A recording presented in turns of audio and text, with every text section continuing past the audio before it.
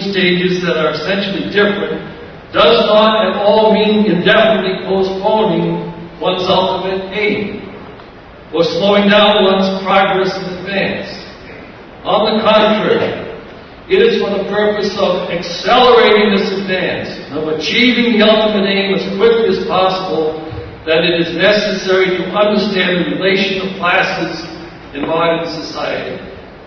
Nothing but disillusionment and unending fascination await those who would be socialists, and yet are afraid openly to call the impending revolution in Russia a bourgeois revolution. End of quote.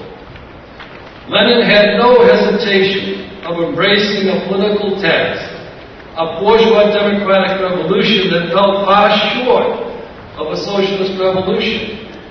In fact, the idea that it can be bypassed to a more revolutionary stage he considered so much foolishness.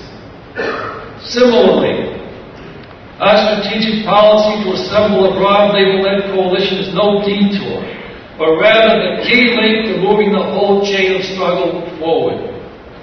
Winning the struggle will reconfigure class and social relations on every front to the advantage of the working class and popular movement. This has to be the ground floor of communist politics. Were a different administration in the White House, were the Republicans to lose their majority in Congress, were the ultra-right presidents to fade, were right-wing ideology to lose its potency, were the mass constituency of the ultra-right to fracture, were the depth and degree of activity of millions to increase, were all this to happen, then our strategic policy, alliance relationships, political demands, and tactics of unity would change accordingly. Does this mean that we rein in our demands at this stage of struggle? The answer is no. But we should never forget that the best way to achieve advanced demands is to complete this stage of struggle. Once the political terrain shifts in a decisive fashion, the possibilities of winning national health care, union rights, affirmative action, citizenship rights for immigrants, a peace budget, and so on increases geometrically. Over the past few years, we have gained enormous prestige and goodwill. We have strengthened our relations to labor. We have made new connections to broader movements. We have been elected to leadership positions of mass organizations. We have brought our ideas into the broader movement.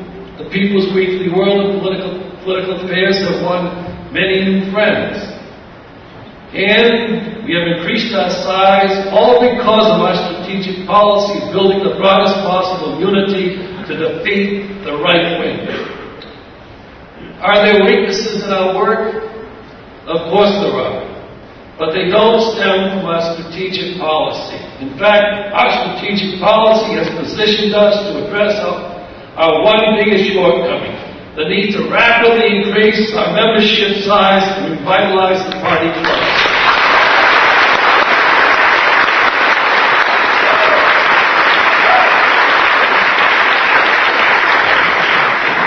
Thus, in the months and years ahead, every communist has to become a builder of our party and press. Let me repeat. Every communist has to become a builder of our party and press.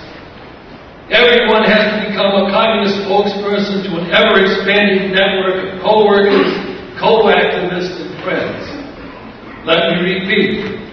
Everyone has to become a communist spokesperson to an ever-expanding network of co-workers, co-activists, and friends. The old notion that this is the responsibility of a few communist leaders and activists needs to receive an honorable, but long overdue and much needed burial.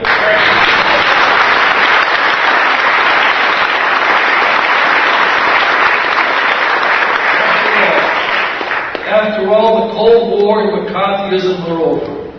The Cold War is not even a memory for most of the YCLers here. Therefore, we must put to rest the political culture, habits, and practices that were shaped by that era.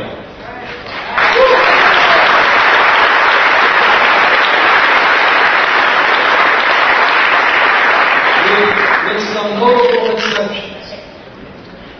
It made us too timid when it comes to bringing our ideas into the movements and struggles.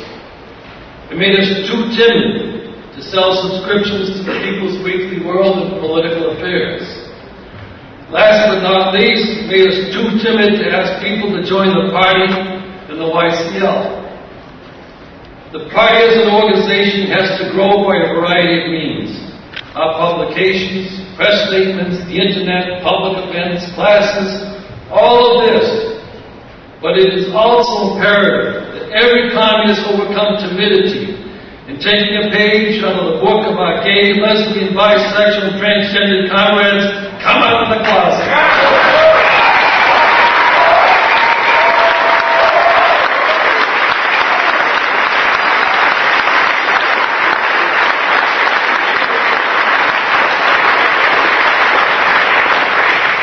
In the end, the party is not some distant organization, but it is you, me, it's all of us in this hall, right? Each of us has to become a recruiter of new members, a builder of our press, and a tribune of our ideas. And maybe on that note we can take a stretch break.